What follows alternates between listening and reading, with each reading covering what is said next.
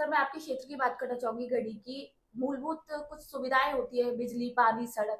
आपके क्षेत्र की क्या स्थिति है? देखो, बिजली की समस्या तो पिछली सरकारों के टाइम से बहुत ज्यादा खराब रही। जी। पर अभी हम लोगों ने मेरे यहाँ सड़कों की जो बड़ी बड़ी समस्याएं थी कि जैसे त्रिपुरा सुंदरी जाने के लिए 10-11 किलोमीटर की सड़क थी, अभी हमने 20 करोड़ रुपए उसका सैंक्शन करा दिया। सरड़ी से जो पूरा गांव हमारे जो बीच में थी, तो उसको भी हमने 32 करोड़ रुपए अभी स्वीकृत करा दिया, हमने अभी बजट घोषणा में ले लिया। एक बहुत बड़ी बिजली की जो समस्या है, आए दिन हमारी कटौती भी होती है। और गाँव में क्या है कि पंडित दीनदयाल उपाध्याय ज्योति के नाम से जो हमारे विश्वविख्यात नेता मोदी जी ने योजना बनाई, और उस समय ट्राइबल बेल्ट के अंदर ये बिजली नहीं थी। आज हम देखते हैं उस पहाड़ी क्षेत्र में, जंगलों में हर घर पे एक एक 10-10 पोल भी लगे होंगे, पर मोदी जी ने वो बिजली पहुंचाने का काम कर दिया। तो उससे क्या लोड ज्यादा बढ़ गया, तो ये समस्या इतनी खतरनाक हो रही है कि क्षेत्र में समस्या तो आती है। परंतु अभी हमने हमारे भजन लाल जी की सरकार है, मुख्यमंत्री जी से और दिया कुमारी जी हमारे वित्त मंत्री जी से हम लोगों ने समस्या रखी थी। और उन्होंने एक बहुत बड़ा 220 एक जीएसएस है, उसको मेरे क्षेत्र में उन्होंने स्वीकृत कर दिया। तो ये माना जा रहा है कि जिले की समस्या खत्म हो जाएगी। मतलब इतना बड़ा जीएसएस उधर है नहीं। हम प्रतापगढ़ से ले रहे थे, अब वो हमारे सौगात हमारे गढ़ी को मिली है, तो इससे पूरे जिले की समस्या का समाधान हो जाए। सड़कों के विषय के बारे में समस्याएं हैं, तो जो मेन मेन जो सड़कें, आवश्यक सड़कें होती हैं, उनको तो हमने अभी इस सरकार में सैंक्शन करा ली। और एक बड़ी खुशी की बात आई है कि कल हमारे वित्त मंत्री जी और मुख्यमंत्री जी प्रश्नकाल के जवाब में इन्होंने एक घोषणा की है कि 1,000 राजस्व गांवों को हम डामर सड़क से जोड़ेंगे। तो मेरे क्षेत्र के अंदर न लगभग 30 से 35 गांव ऐसे हैं जिनको डामर से वंचित है, और वो हमने बना करके सूची हमने पहले भेज दी थी। उस आधार पे मुझे उम्मीद है कि 1,000 में जो मेरे 30-35 जो गांव अधिशेष है वो सारे डामर से जुड़ जाएंगे। तो मेरी भी इच्छा ये है कि मैं सड़कों के मामले में हो, शिक्षा के मामले में हो, चिकित्सा के विषय में भी हो, सभी विषय में मेरा गढ़ी विधानसभा एक मॉडल बने। और इस बात को लेकर के अभी सरकार, हमारे निवेदन पे सरकार ने हमको उप जिला चिकित्सालय भी दे दिया है। तो ऐसे जो बड़े बड़े काम हमको अभी मिले हैं, और अभी सरकार है, हम आगे भी पूरी कोशिश करेंगे कि पानी, बिजली, सड़क, चिकित्सा और कृषि के क्षेत्र में, क्योंकि हमारे यहाँ माही प्रोजेक्ट है, पानी की हमारे बहुत अच्छी सुविधा है। जैसे कहा जाए तो गढ़ी तो विधानसभा, घाटोल, बांसवाड़ा जो एरिया है, अभी राजस्थान का कश्मीर कह सकते हैं। आप कभी आए तो देखिएगा, वहाँ पे पानी पानी की वहाँ पर यूँ मानो कि वहाँ वैल्यू नहीं है। हम अन्य अन्य क्षेत्र में जाते हैं, बूंद बूंद के लिए लोग तरसते हैं, लेकिन हमारे यहाँ ऐसी स्थिति है कि पानी पहाड़ों पे भी घूम रहा है, नालों में भी जा रहा है, बह के भी जा रहा है। तो उसके लिए भी हमने कोशिश की, और केंद्र से हमको बहुत बड़ा बजट प्राप्त हो, क्योंकि नहरों की हालत 50 साल पुरानी जर्जर हो चुकी थी, वो अब सारी नई हो रही है। इसलिए पानी का भी अब हमारा वेस्टेज जाना बहुत कम हो जाएगा। तो उस हिसाब से हम कृषि के क्षेत्र में, और ट्राइबल में तो क्या है कि बहुत सारी योजनाएं, अभी सरकार ने एक बड़ी योजना की घोषणा कर दी, गोविंद गुरु नाम की योजना बनाई है। और इससे आम आदिवासी के क्षेत्र में उसकी मूलभूत सुविधाएं, आधारभूत सुविधाओं को करने के लिए उस योजना के तहत उनको काफ़ी काम किए जाएंगे। जैसे बहुत सारी योजनाएं हैं अभी केंद्र सरकार की। जनता जल मिशन जो आ गया है, आज हम देखते हैं वहाँ पहाड़ी क्षेत्र, और पहाड़ी क्षेत्रों के अंदर पाइपलाइनें हो रही है, टंकियां बन रही हैं, और पानी लोगों के घर घर तक पहुंचने का जो मोदी जी का विजन है, वो पिछली सरकार में ये भ्रष्टाचार के भेंट चढ़ गए। लेकिन अभी हमारे 7 महीने हुए हैं सरकार के, बहुत तेज गति से हमारे यहाँ काम चल रहा है। और इतना तारीफ काबिल है कि हर घर बिजली पहुंचाना, हर घर पानी पहुंचाना, हर गरीब को मकान देना। गरीब कल्याण योजना के तहत मोदी जी के विजन में ये लिखा है कि प्रत्येक एसटी के परिवार को 3 लाख तक व्यक्तिगत लाभ की योजना को देना है। तो उसमें भी क्या है कि हम जनजाति के लोगों को ये सुविधाएं हम उपलब्ध करवा रहे हैं। सामान्य वर्ग के लिए भी उसमें एक इन्होंने कैडर रखा है कि सामान्य वर्ग में अगर कोई बीपीएल व्यक्ति है, वो चाहे किसी भी कास्ट का, तो उसको भी 3 लाख तक का कृषि क्षेत्र में काम करने के लिए सरकार योजना लागू कर रखी, वो गरीब कल्याण में, उसको भी वो पैसा मिलेगा। और उसमें वो खेत अपने कृषि के माध्यम से जैसे खेत लेवल कर सकता है, ओपन वेल भी खोद सकता है, नाली निर्माण से अपने खेतों में पानी पहुंचाना है, जो कृषि के संबंधित 3 लाख का काम सरकार मोदी जी की तरफ से हो रहा है, और इनका लाभ लोग ले रहे हैं अभी। अभी हम योजनाओं के बारे में बात कर रहे थे, तो एक योजना है भूजल योजना। तो उसके ऊपर आपका क्या कहना है? क्या योजना है? क्योंकि काफ़ी लोग हैं जो भूजल योजना के बारे में नहीं जानते हैं। उसके बारे में आप बताएँ। देखो, भूजल योजना ऐसी है कि इसमें पहले कभी इस विजन पे काम हुआ नहीं, जी, इसलिए कि पहली बात तो कोई जानते ही नहीं है, जनप्रतिनिधि को भी पता नहीं। जी, भूजल अपना जमीन के अंदर से आज देखो, हर आदमी बोर भी खोद देता है, कुआं भी खोद देता है, हर घर में हैंडपंप खोद देते हैं। ये सारी परिस्थितियों के लिए कभी भविष्य में धरती का नुकसान होने वाला है। ये बहुत बड़ा मतलब विजन है ये, कि उसको अगर आज हम नहीं संभालते हैं तो देख लीजिए आने वाले समय में। देखो आप, एक गांव के अंदर 1,000 मकान है तो वहां पर 500 मकानों में तो ट्यूबवेल होगा ही होगा। जी, मतलब धरती को खोखला कर दिया जाता है। और उसमें जब जब सरकार भाजपा की आई है, उन्होंने पहले भी एक प्रतिबंध लगाया था हुँ, कि भाई हैंडपंप खोदना हो तो वहां पर भूजल विभाग वहां पर जाके देखे, और उसकी सर्वे की इसकी आइडेंटिफाई के बाद ही खोदा जाएगा।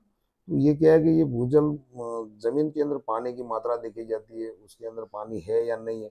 अब हम जैसे मान लो जब पानी के नहीं है जमीन में, जी, और वहां हम बोर खोद देंगे तो जमीन तो हमारी खोखली होगी। बिल्कुल।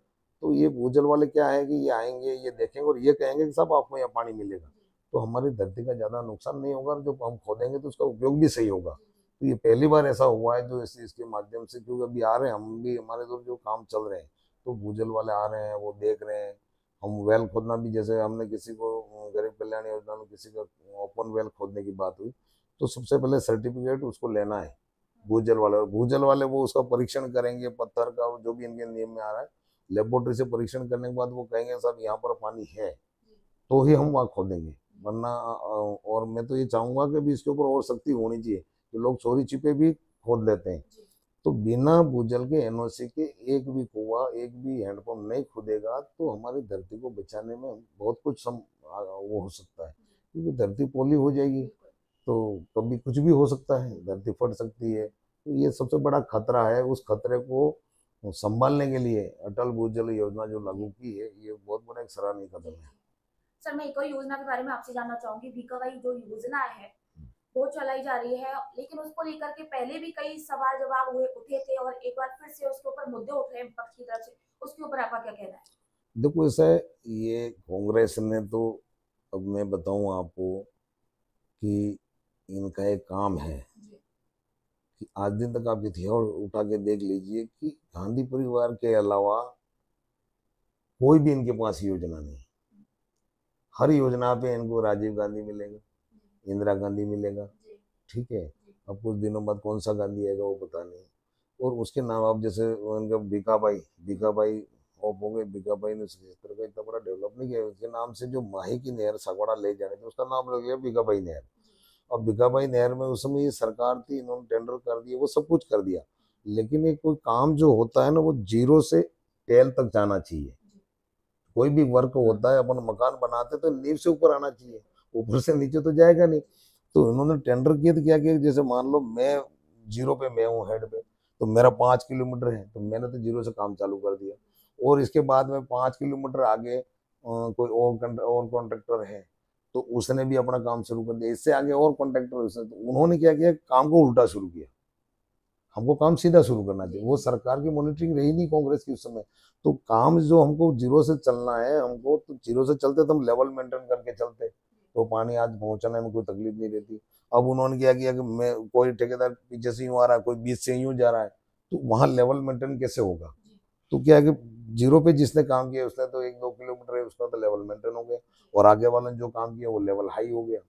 अब हाई हो गया तो पानी नहीं पहुंच रहा है। अभी हमारी सरकार ने और भाई हमारे साथी विधायक शंकर भाई ने बहुत ज्यादा उसमें इंटरेस्ट लिया, और हमने भी साथ में रहकर के हमने सिंचाई मंत्री जी से भी बात करी। तो आपको मैं बता दूं कि वहां पानी पहुंचाने के लिए 9 टीएमसी पानी में से 6 टीएमसी पानी चला गया, हुँ, फिर भी पानी नहीं पहुंचा। जी, तो ये कहीं ना कहीं सरकारों की कमी रही कि उसको लेवल मेंटेन करके अगर उसको न्याय को सही किया होता तो आज ये समस्या नहीं रहती। अब सबसे बड़ा धर्म संकट है कि उसको जब तक जीरो से लगा करके टेल तक लेवल मेंटेन करके, वो तो पक्की हुई नहरें तोड़नी भी पड़ेगी, क्योंकि जो ऊंची है उसको नीचे भी करनी पड़ेगी।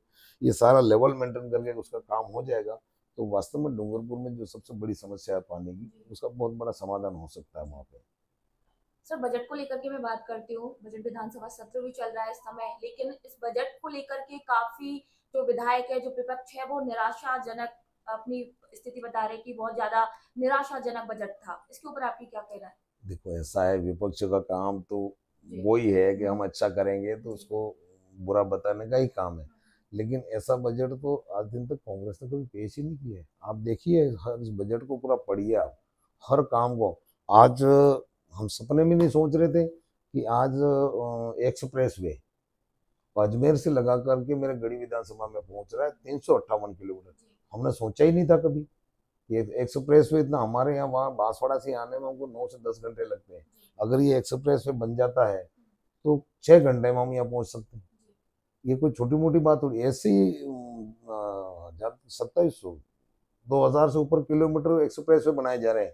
राजस्थान के हर सिटी, हर जिले को जोड़ा जाएगा। भले इस प्रोजेक्ट में टाइम लगेगा, लेकिन आज जो घोषणा हुई है वो आने वाले समय में पूरी होने वाली है। ऐसे ही गरीबों के लिए बहुत सारी योजनाएं छोटी छोटी बना दी। पेंशन योजना को भी बढ़ावा दे दिया उन्होंने। युवाओं को भर्ती के लिए उन्होंने 70,000 की घोषणा कर दी, और वैसे तो 4 लाख का उनका विजन है कि भाई इतने लोगों को हम रोजगार देंगे। तो ये सारी चीजें जो आ रही हैं वो आने वाले समय में युवाओं को और सबको मिलने वाली है। अभी किसानों के लिए भी बहुत बड़ी घोषणाएं कर दी इन्होंने। जो अभी का जो बजट है वो वास्तव में तारीफ काबिल है। विपक्ष का काम है, विपक्ष तो कल ये कहेगा कि साहब आपने ये नहीं किया, वो नहीं। अब समस्या इनके सामने और खड़ी हो रही है कि काम उन्होंने जो किया। आप देखो ना, जनता जल मिशन जो केंद्र की योजना थी, आज पिछले कांग्रेस सरकार के टाइम में कितना भ्रष्टाचार हो गया। मंत्री के नजदीकी ऐसे पीएसओ, ये अपने इनके जो अधिकारी लगे हुए थे, आईएएस लगे हुए थे, आरएस लगे हुए थे, ठेकेदार, सबके ऊपर ईडी के छापे पड़ रहे हैं, सब पकड़ में आ रहे हैं। इतना बड़ा भ्रष्टाचार कैसे हो सकता है भाई? ये गरीब आदमी घर तक पानी पहुंचे नहीं, केंद्र सरकार पैसा दे रही है, पानी पहुंचे ही। लेकिन उन्होंने उस समय 3,000 करोड़ रुपया केंद्र ने दिया था। वो देख करके उन्होंने उसको भ्रष्टाचार की भेंट चढ़ाने का काम कर लिया। आपको पता है विधानसभा में भी सोना निकला था। तो विधानसभा में सोना कैसे पहुंच जाता है?